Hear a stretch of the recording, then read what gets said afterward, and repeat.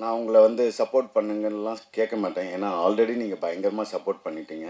போன வித்த டிக்கெட்டெல்லாம் உங்களால் வந்த டிக்கெட் தான், வேறு யாரும் எனக்கு சப்போர்ட் பண்ணல. நம்பர் 1. நம்பர் 2, மீடியான்னு நான் சொல்லும்போது ஈவன் சில யூடியூப் சேனல்ஸ்லேருந்து ஆன்லைனில் எழுதுகிறவங்க அவங்க கூட இந்த படத்துக்கு எவ்வளோ சப்போர்ட் பண்ணாங்கன்னா அதுக்கு கமெண்ட்ஸ் வருது, என்ன காசு வாங்கிட்டியா இந்த படத்துலன்ட்டு. அதில் ஏதோ சினிவுட்ஸ் ஏதோ ஒன்று. அதுக்கு அவங்க சொல்கிறாங்க, உனக்கு டவுட்டாக இருந்தால் இந்த டிக்கெட்டை நான் திருப்பி கொடுக்குறேன் காசுன்ட்டு. அந்த அளவுக்கு இந்த படத்துக்கு மீடியா இருக்கிற எல்லா விஷன் ஆஃப் மீடியா எல்லாருமே இந்த படத்துக்கு அவ்வளோ பயங்கரமாக சப்போர்ட் பண்ணாங்க. அதுக்கு பயங்கரமான தேங்க்ஸ். மேடம் சொன்னாங்க வெற்றின்ட்டு. எனக்கு போய் பேச தெரியாது, வெற்றியெல்லாம் கிடையாது, ஆவரேஜ் தான். இது அடுத்த கட்டத்துக்கு கொண்டு போகிறது தான். எனக்கு சொன்னாங்க இன்றைக்கி வந்து தேங்க்ஸ் மீட்டா எதுக்குன்னு கேட்டேன். இது மாதிரி நான் சொன்னேன் அதெல்லாம் வேணாம் அப்படின்னேன். இல்லை ப்ரெஸ்ஸுக்கு தேங்க்ஸ். சரி ஓகே, அதுக்குன்னா நம்ம பண்ணலான்ட்டு. டு பி ஃப்ராங்க் ஆல்ரெடி நீங்கள் பண்ணிட்டீங்க, இதுக்கு மேலே உங்களை கேட்குறதுக்கு எனக்கு என்னன்னு தெரியல. ஏன்னா இந்த படம் வந்து நேற்று முந்தானத்தோ ஆஃபீஸில் உட்காந்துருக்கும்போது நான் இருக்கேன்னு தெரியாமல் அந்த ப்ரொடியூசர்கிட்ட ஒரு டிஸ்ட்ரிபியூட்டர் பேசுகிறார், இதுக்கு தான்ப்பா நீ அந்த ஹீரோவை போட்டு எடுத்துக்கணும், இன்னேற்றுக்கு இந்த படம் எங்கேயோ போயிருக்கோன்ட்டு. இந்த அளவுக்கு வந்து பேசுகிறாங்க. என்கிட்டயே வந்து நேற்று ஒரு டிஸ்ட்ரிபியூட்டர் ஒழுங்காக வந்து எதாவது லவ் படம் ஏதாவது ஒரு கலக்கி போட்டு பரோட்டா போட்டு அது மாதிரி பாட்டு போட்டு எடுத்துருக்கலாமே, அதுதான் இந்த ஜனங்க நான் சொன்னேன் இல்லை, நான் ஆரம்பம் பண்ணும்போதும் 5 நாள் ஒருத்த வரல, ஷோ பிரேக்கு. இந்த படமும் ஊர் சைடெலாம் ஷோ பிரேக் ஆச்சு. நான் எல்லா தேட்டர் ஓனருக்கும் நேற்று ஃபோன் பண்ணி நான் பர்சனலாக, சார் இப்போ தான் சார் பிக்கப் ஆகுது, கொஞ்சம் ஹோல்ட் பண்ணுங்கள் 2 அது மாதிரி எனக்கோசரம் நான் வந்து ஒரே வார்த்தை இந்த அங்கீகாரத்தில் இந்த கோர்ட்டில் செகண்ட் ஹாஃபில் பேசுகிற மாதிரி இந்த ஒரு தடவை சான்ஸ் கொடுங்க, ஒரு தடவை. நான் ஜெயிக்கிறதுக்கு இல்லை, இந்த 3 ப்ரொடியூசர் ஜெயிக்கணும்.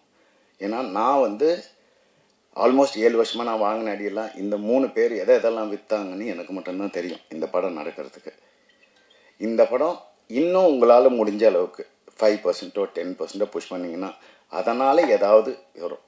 அஸ் அன் ஆக்டராக இந்த படத்தில் நான் ஜெயிச்சிட்டேன். அதுக்கு வந்து நீங்கள் தான் மெயின் காரணம். 100%ல் 1000% ஜெயிச்சேன். எல்லா இன்டர்வியூலையும் கேட்டாங்க நீங்கள் எவ்வளோ கான்ஃபிடென்ட் அஸ் அன் ஆக்டரான்ட்டு. நான் 10 கொடுத்த மார்க், அவ்வளோ கான்ஃபிடென்ட் ஆனாங்க. அது நீங்கள் பார்த்துருப்பீங்க. அஸ் எ பிஸ்னஸாக நான் சொன்னது அதே தான், ஒன்றுமே இல்லை. ஆக்சுவலாக மண்டே ஈவினிங்லேருந்து தான் ஆடியன்ஸே ஏற ஆரம்பித்தாங்க. அது கூட உங்களோட நியூஸு வர வர வர வர அதுதான்.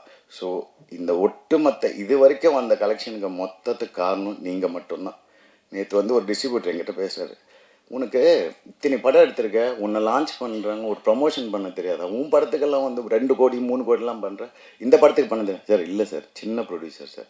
அப்போ தேட்டரை பிளாக் பண்ணு, மற்ற ப்ரொடியூசருங்கெல்லாம் எப்படி பண்ணுறாங்க, இப்போ உங்க கூட வந்து ரிலீஸ் ஆன படங்கள்லாம் எப்படி காட்டுறோம், கணக்கு காட்டுறோம். சொன்னேன் எப்படி சார், எனக்கு புரியலன்னா. இல்லை சார் அதுக்கெல்லாம் என்கிட்ட காசு இல்லை. அப்படி போலியாக ஒரு படத்தை வந்து நான் வந்து கலெக்ஷன் காட்டுறதுக்கோ நான் ஆள் இல்லை சார். இந்த படம் ஜெயிக்கும், அந்த நம்பிக்கை எனக்கு இருக்குது. இப்போ கம்மிங் பேக் டு டெக்னீஷியன், நான் பயங்கரமாக நடித்தேன் கிடிச்சேன்லாம் எல்லாம் சொல்கிறாங்க. அதுக்கு பின்னால் இருந்தது ஜேபி. அவரோட வார்த்தையாகட்டும், அவரோட வசனமாகட்டும், அவர் என்ன ஃபீல் பண்ணாரோ அதை நான் என்னோடய ஃபேஷியல் எக்ஸ்ப்ரெஷன்ஸில் கொடுத்தேன், அவ்வளோதான். இது முழுக்க எனக்கு கண்டிப்பாக தெரியும் இந்த வருஷத்தோட எல்லா அவார்ட்ஸும் நான் எடுப்பேன்ட்டு அஸ் அன் ஆக்டராக. அதுக்கும் நீங்கள் தான் காரணம். அதுக்கு முதல் கட்ட காரணம் ஜேபி. ரொம்ப கஷ்டப்பட்டிருக்காரு பயங்கரமாக. இப்போ இந்த படம் வந்து என்ன வேணாலும் பண்ணலாம், ஆனால் அங்கீகாரம் ஆக்சுவலாக மூஞ்செல்லாம் பார்த்தீங்கன்னா யாருமே சந்தோஷமாக இல்லை. நீங்கள் ஆக்சுவலாக மாஸ்டர் தவிர இது எல்லாருமே ரொம்ப சோகமாக இருப்பாங்க பார்த்தீங்கன்னா. ஏன்னா அவருக்கு வந்து 100 படம் இருக்குது, அது பிரச்சனை இல்லை. இவங்களுக்கு எல்லாருக்கும் வந்து இந்த படம் ஜெயிச்சாதான் அடுத்த வேலை சோறு, இதுதான் உண்மை. இது எத்தனை பேர் சொல்லுவாங்கன்னு எனக்கு தெரியாது. நான் அதான் சொல்லுவேன், அறம் எடுக்கும்போது இதே தான் ஆச்சு. வெயிட் பண்ணுங்க. நான் கெஞ்சரம் போயிட்டு நேற்று வந்து எல்லா தேட்டர் ஓனருக்கும் ஃபோன் பண்ணி, சார் ஹோல்ட் பண்ணுங்க சார் தூக்கி போடுங்க சார், அடுத்த படம் வேலையை பாருங்கள் சார், அவ்வளோதான். இந்த படத்தை வச்சு என்ன பண்ண போகிறீங்க, அதுதான் நல்ல பேர் வாங்கிட்டீங்கள சார், காசு போட்டிருக்கானுங்க சார், 3 ஷோ சார், 2 ஷோ தரோம். ரொம்ப பேசும்போது என்ன ஆகுனா, அவங்க பேசும்போது நம்மளுக்கு டிமோட்டிவேட் ஆகுது. இவ்வளோ தூரம் இப்போ அங்கீகாரன்றது உடச்சிடுறாங்க. இங்கே இருக்கிற பிக்கஸ்ட் மாஃபியா எல்லாமே சேர்ந்து, நான் பேசக்கூடாது படத்துக்கு பற்றி பேசுகிறோம், நிறைய விஷயங்கள் இருக்குது. அதை மீறி இந்த படம் ஜெயிக்கணும். இந்த படம் வெளிவராமல் இருக்கிறதுக்கே அவ்வளோ பண்ணாங்க.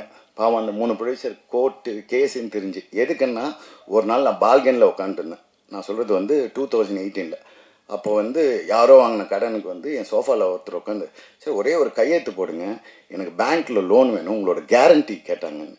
அப்படியா, சரி என்னடா இவ்வளோ கேட்குறானேன்ட்டு சும்மா கேரண்டி போட்டேன். எதுக்கு? அவங்க லோன் வாங்குறதுக்கு. அந்த கையெழுத்தை வச்சு இந்த படத்தை நிறுத்தினாங்க. அப்படிப்பட்டவங்கெல்லாம் இந்த இண்டஸ்ட்ரியில் இருக்காங்க. இதுக்கு நடுவுலையும் நான் ஜெயிக்கணும். இது என்னோட செகண்ட் லைஃப். கண்டிப்பாக நான் ஜெயிப்பேன்.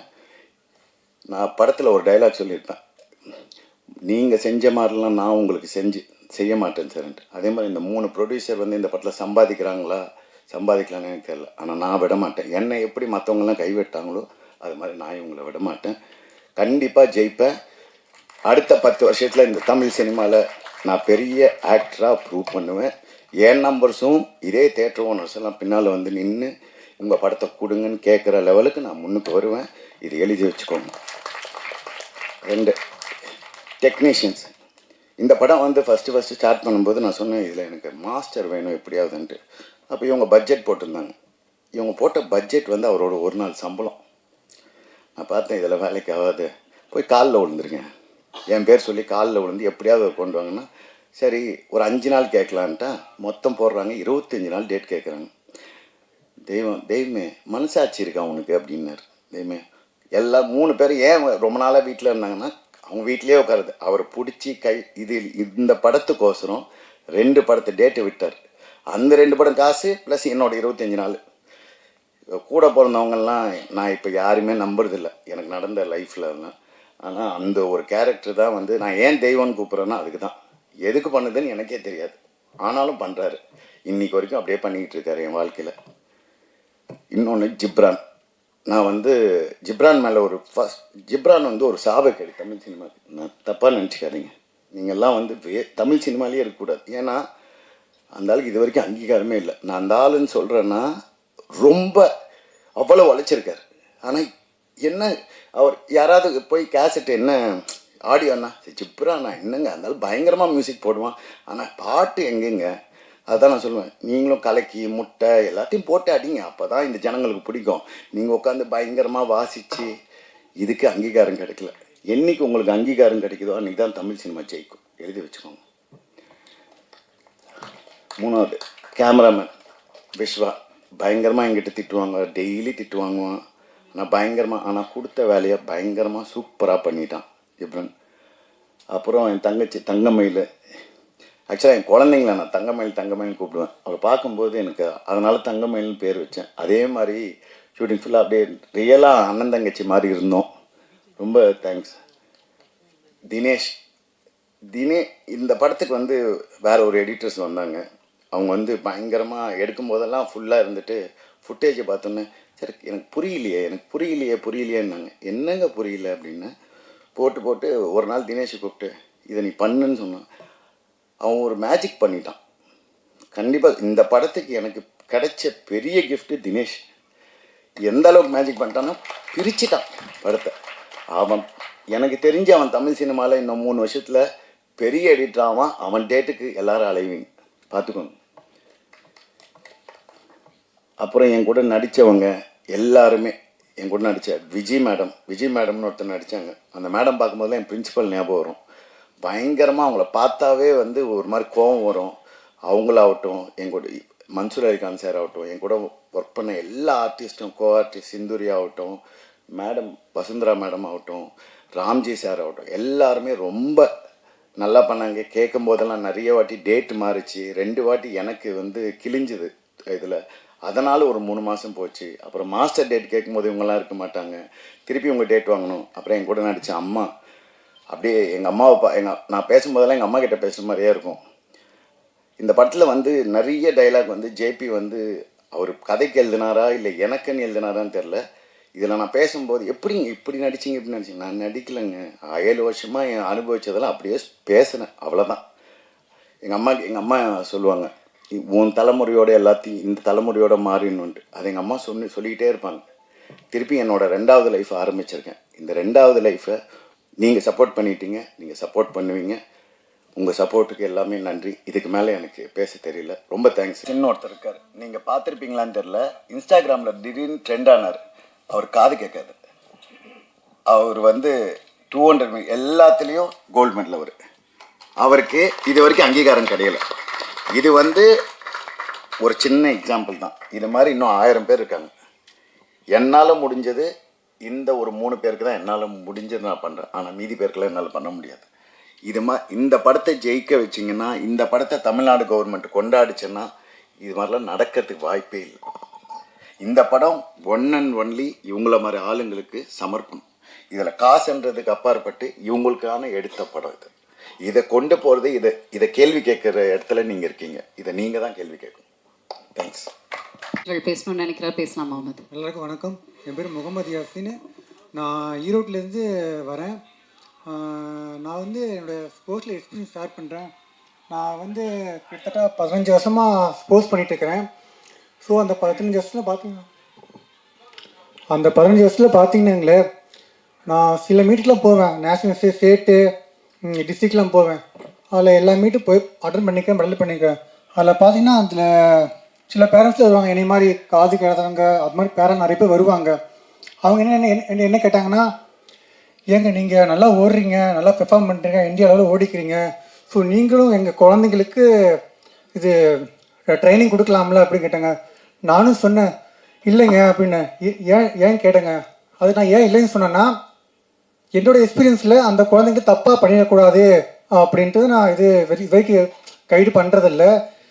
ஸோ இப்போ தமிழ்நாட்டில் இருக்கிறவங்க இந்த மாட்டுத்திறனாளிகளாம் சிறப்பாக விளையாடுறாங்க. ஸோ அவனுக்கு என்னென்னா, சரியான கைடு கிடைக்கல, அண்டு சரியான க்ரௌண்டு கிடைக்கல, இன்னொன்று ப்ராப்பராக கோர்ஸ் கிடைக்கல. கோர்ஸ் இவங்களே கிடைச்சா கண்டிப்பாக இவங்களாம் நிச்சயமாக மெடல் பண்ணுவாங்க.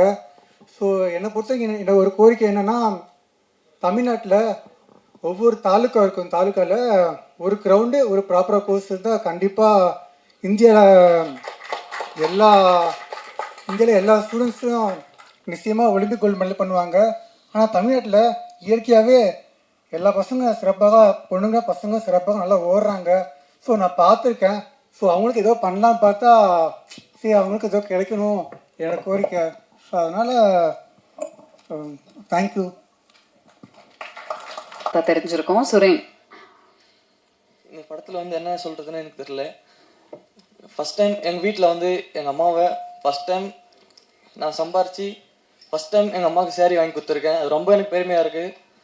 எங்கள் அம்மாவை ஃபஸ்ட்டு ஸ்க்ரீனில் என் வீட்டில் என் பேரண்ட்ஸ் எல்லாருமே கூப்பிட்டு போனேன். இந்த அளவுக்கு பண்ணியிருக்கடா, நல்லா சூப்பராக பண்ணுறா அப்படின்னு சொல்லி கட்டி பிடிச்சி எல்லாருமே எழுதாங்க. இந்த வாய்ப்பு கொடுத்ததுக்கு டைரக்டர் சாருக்கு, எல்லாரும் பிரசாந்தனு சாருக்கு, சார் கூட ரொம்ப கூட அவர் கூட நான் பண்ணதுக்கு அத்லெட்டிக்ஸ் சார் கூட ஓடின என்ன சொல்கிறதுன்னு தெரியல சார். ஃபஸ்ட் டைம் ஸ்டேஜில் பேசுகிறேன். ஆக்சுவலாக இதில் இதுக்கு வெக்கப்படணும். அவன் ஃபஸ்ட்டு அவங்க அம்மாவுக்கு புடவை வாங்கி கொடுத்தான்னா அது சினிமாவில் சம்பாரித்து வாங்கி கொடுத்துருக்கான். அப்படி இருந்துடக்கூடாது. அவன் ஸ்போர்ட்ஸில் சம்பாரித்து வாங்கி கொடுத்தான். இதுவே இந்த படத்துக்கு எக்ஸாம்பிள். அவ்வளோதான் நான் சொல்லுவேன். நான் சார் கூட இந்த படத்தில் நடித்ததுக்கு ரொம்ப நன்றி சார். ரொம்ப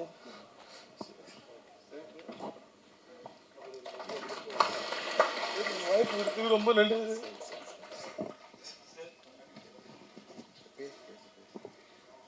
என்ன பேசுறதுன்னு தெரியல சார். ஓகே, நேத்து எஸ் ப்ளீஸ் பேசுங்க. வணக்கம், என் பேர் மோகன்லக்ஷ்மி. நாங்கள் சென்னை தான்.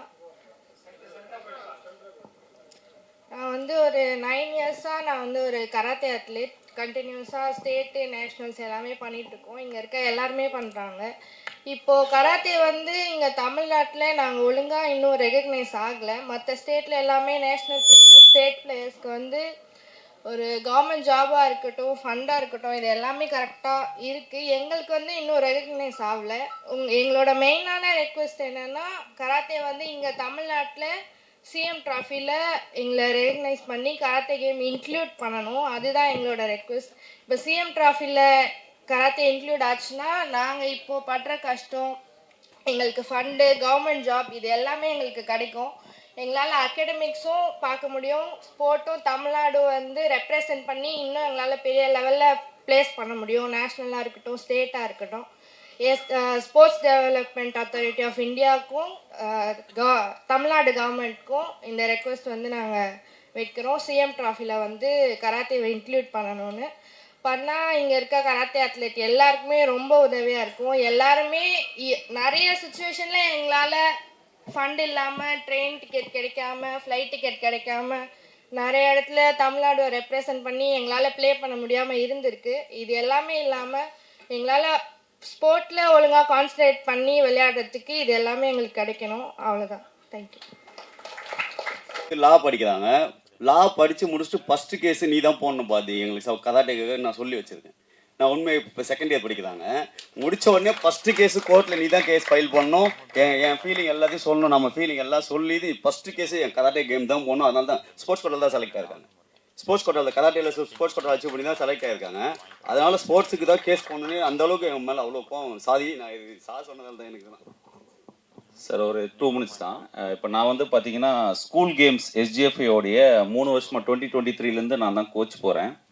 இன்றைக்கி வரையும் கரண்ட்டில் இதில் வந்து நான் தான் டீம் கோச்சாக தமிழ்நாடு டீமை அழைச்சிட்டு போகிறேன். Under 14, Under 17, Under 19. இப்போ நீங்கள் நேஷ்னல் கேலண்டர் எடுத்துட்டீங்கன்னு வச்சுக்கோங்களேன். தமிழ்நாடு வந்து எந்த கேமுமே நேஷனல்ஸ் வந்து ரேராக தான் ஹோஸ்டே பண்ணோம். நாங்கள் எப்போவுமே நேஷனல்ஸ்க்கு வந்து அதர் நார்த் சைடு தான் போனோம். ஃபண்ட் இல்லையா, பட்ஜெட் ப்ராப்ளமாக நாங்கள் எவ்வளோ புஷ் பண்ணியிருக்கோம். நீங்கள் ஒரு நேஷனல்ஸ் எடுத்து நடத்துங்க, தமிழ்நாடுலேருந்து புஷ் பண்ணுங்க. கடைசியாக யார் நடத்துறதுன்னு கேள்வி வரும்போது பட்ஜெட் ப்ராப்ளம் ஏதாவது ஒன்று சொல்லி எங்களை நெக்லெக்ட் பண்ணிவிட்டு இப்போ நாங்கள் இங்கே வந்ததுக்கப்புறம் ஜஸ்ட்டு ஒரு 10 மினிட்ஸ் ஆச்சு, வந்தோம் நேஷனல் கேலண்டர் ரிலீஸ் ஆச்சு. அதில் நீங்கள் எடுத்து பார்த்தீங்கன்னா சவுத்தில் ஒரே ஒரு வாட்டி இந்த வாட்டி தான் தெலுங்கானாக்கு கொடுத்துருக்காங்க. அதை தாண்டி பார்த்தீங்கன்னா எல்லாமே நாங்கள் ட்ராவல் பண்ணுறது பார்த்தீங்கன்னா டோட்டலாகவே அதர் ஸ்டேட்ஸ் நேஷனல்ஸ். இப்போ கூட நாங்கள் ஒரு திபுகர் யூனிவர்சிட்டி மேட்ச் போனோம்.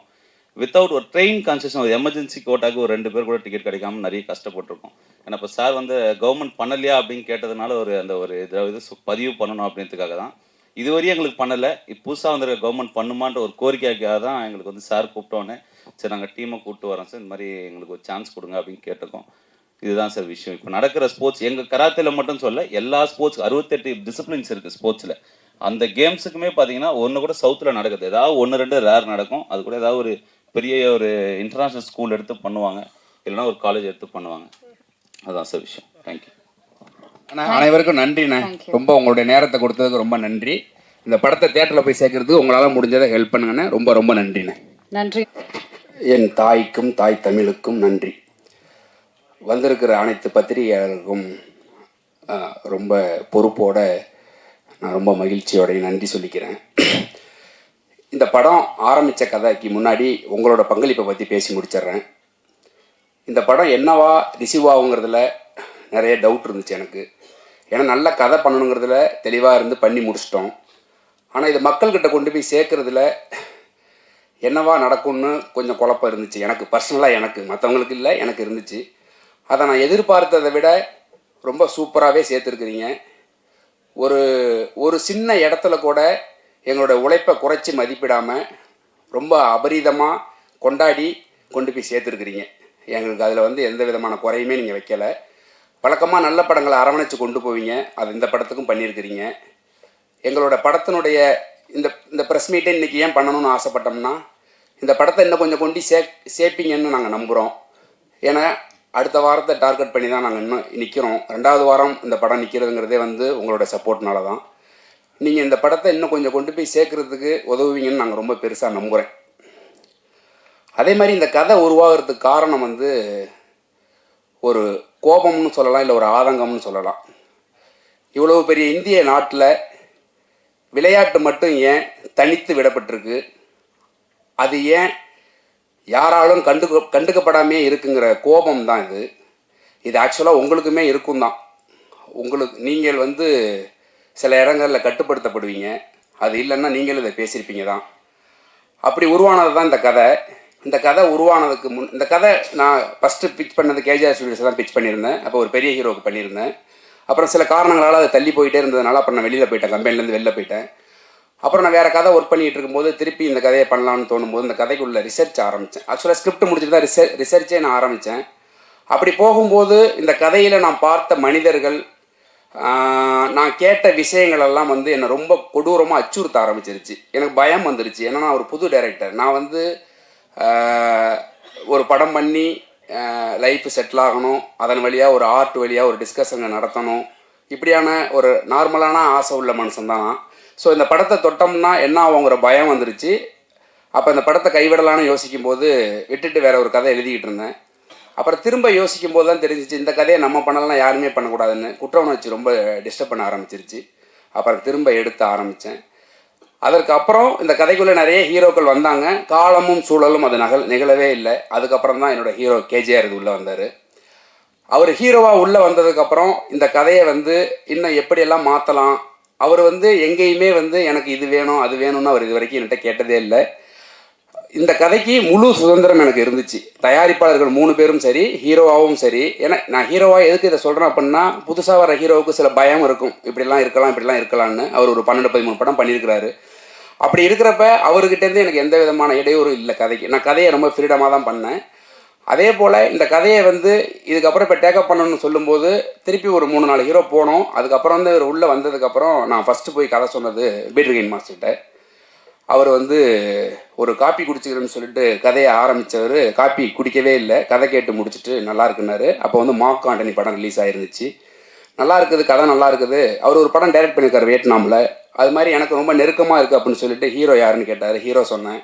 வாய்ப்புக்காண்டி வேலை போயிட்டேன்னு சொல்லிட்டு எனக்கு ஆரி துப்புனார். அப்போ தான் நான் வந்து மாஸ்டர்கிட்ட சொன்னேன், இல்லை மாஸ்டர் நான் ஒன்று பண்ணி காட்டுறேன் மாஸ்டர், இல்லை நான் இண்டஸ்ட்ரியை விட்டு போயிடுறேன்னு சொல்லிட்டு வந்தேன். இல்லை அவ்வளோ பெரிய வார்த்தையெல்லாம் நீங்கள் சொல்லாதீங்க அப்படின்னாரு. அதுக்கப்புறம் பூஜையில் தான் மாஸ்டரை கூப்பிட்டு கேட்டேன், மாஸ்டர் இப்போ ஓகேவான்னு கேட்டு. மாஸ்டர் அப்போ தான் உள்ளே வந்தார். ஆனால் மாஸ்டர் அதுக்கு முன்னாடி கதை கேட்டுட்டு இதில் எனக்கு என்ன வேலை அப்படின்னு கேட்டார். எந்த சண்டையுமே இல்லையே அப்படின்னாரு. இல்லை மாஸ்டர் எனக்கு ஸ்போர்ட்ஸ் பண்ணி கொடுக்கணும்னு நான் ஆசைப்பட்றேன் அப்படின்னு சொல்லி அப்படி தான் மாஸ்டர் உள்ளே வந்தார். மாஸ்டர் உள்ளே வந்ததுக்கப்புறம் இந்த கதையுடைய ஸ்போர்ட்ஸ் எல்லாமே பெருசாக மாறுனுச்சு, எல்லாம் நடந்துச்சு. ஆனால் இந்த கதை ஆரம்பித்து இந்த கதையை தயாரிப்பு நிறுவனங்கள்லாம் தயாரிப்பு நிறுவனம் ஸ்வஸ்திக்கு ஆரம்பித்து போயிட்டு இருக்கும்போது நான் வந்து ஃபஸ்ட்டு கோர்ட்டு போகணுன்னு நான் சொன்னேன். கோர்ட்டு போகும்போது கோர்ட்டுக்கு வந்து குறைந்தபட்சம் 1 கோடி ரூபா செட்டு. நான் ஒரிஜினல் கோர்ட்டு மெட்ராஸ் யூனிவர்சிட்டி தான் பிளான் பண்ணியிருந்தோம். கடைசியில் ஜிஓ பாஸ் பண்ணி அது இல்லைன்னு சொல்லிட்டாங்க. கோயம்புத்தூரில் கருப்பு படம் பண்ண செட்டு தான் போயிருந்தோம். அந்த பட்ஜெட் எங்களுக்கு தாங்கலை. அது ஒரு நாளைக்கு 3 லட்சம் ரூபா. அப்புறம் சரி வேறு வழி இல்லைன்னு சொல்லிட்டு செட்டு போகலாமா படத்தை கைவிடலாமாங்கிற நிலைமையெல்லாம் இருந்துச்சு. ஏன்னா இதுக்குள்ளே வந்த இன்வெஸ்டர்ஸ் திடீர்னு பேக் வாங்கி போயிட்டாங்க. அதுக்கப்புறம் பிரசாந்த், அருண், அஜித் இவங்க தான் வந்து முழுசாக இந்த கதைக்குள்ளே நின்று பண்ணிடலாம் அப்படின்னு சொல்லிட்டு வந்தபோது நான் முதல்ல கேட்டது கோர்ட். அது எனக்கு கேட்டது 75 லட்சம் ரூபா. ஒரு புது டைரக்டரை நம்பி முதல்ல 75 லட்சம் ரூபா செட்டு போட்டு கோர்ட் போர்ஷன் போகலாமாங்கிறது வந்து எனக்கு எதுவும் என் காதுக்கு வரல. நான் கோர்ட்டு தான் வேணும்னு சொல்லி கோர்ட் ஷூட்டெல்லாம் முடிச்சுட்டு ஏரியாவில் ஷூட் பண்ணிகிட்டு இருக்கும்போது எனக்கு வந்து ஹீரோ ஃபோன் பண்ணார். நீங்கள் கோர்ட்டு கேட்டப்போ வந்து நான் உள்பட நிறைய பேருக்கு உங்கள் மேலே கோபம் இருந்துச்சு. ஏன்னா ஒரு புது டைரக்டர் வந்து எடுத்தோடனே கோர்ட் வேணும்னு கேட்குறாரு, அது 75 லட்ச ரூபா கேட்குறாரு, இது எப்படி சாத்தியம் அப்படின்னு நிறைய கோபம் இருந்துச்சு, நிறைய பேருக்கு இருந்துச்சு அப்படின்னாரு. அது அப்போ சொன்னார், ஆனால் நீங்கள் விடாப்பிடியாக இருந்து அந்த கோர்ட் வாங்கி நீங்கள் ஒன்று பண்ணிவிட்டு இப்போ ஒன்று பண்ணுறது வந்து நீங்கள் என்ன நினச்சி பண்ணீங்களோ அது ஒர்க் அவுட் ஆகிருக்கு அப்படின்னாரு. எனக்கு என்னென்னா பயம். எனக்கு வந்து நான் என் ஹீரோவை வந்து நான் ப்ரெசென்ட் பண்ணுறதை வந்து ஒருத்தங்க கூட ரிஜெக்ட் பண்ணக்கூடாதுன்னு ரொம்ப தெளிவாக இருந்தேன். அவர் தயாரிப்பார், அதெல்லாம் எனக்கு தேவையில்லாத விஷயம்.